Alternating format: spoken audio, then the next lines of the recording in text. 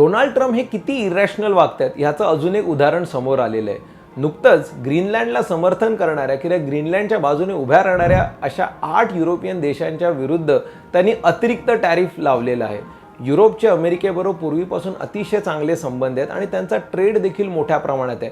त्या युरोपियन देशांवर पण अमेरिकेने जो एक्स्ट्रा 10% टॅरिफ लागू करणार हे सांगितलंय।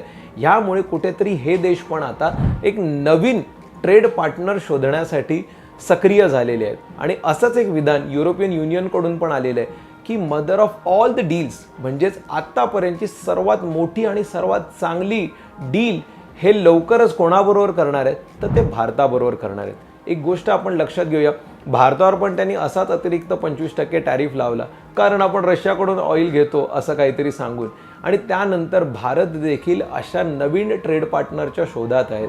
त्यामुळे कुठेतरी अमेरिकेचं ग्रीनलँडबद्दलचं धोरण आणि त्यानुसार अमेरिकेने लादलेला अतिरिक्त टॅरिफ युरोपियन देशांवरचा हा भारतासाठी नक्कीच फायदेशीर आहे, कारण भारताचा युरोपियन कंट्रीज किंवा युरोपियन देशांबरोबरचा ट्रेड हा तेवढाच मोठा आहे जेवढा तो अमेरिकेबरोबरचा आहे। त्यामुळे एक चांगली डील युरोपियन युनियन बरोबर होणं हे भारतासाठी, भारतीय अर्थव्यवस्थेसाठी, पर्यायाने भारतीय शेअर बाजारासाठी नक्कीच फायदेशीर ठरेल।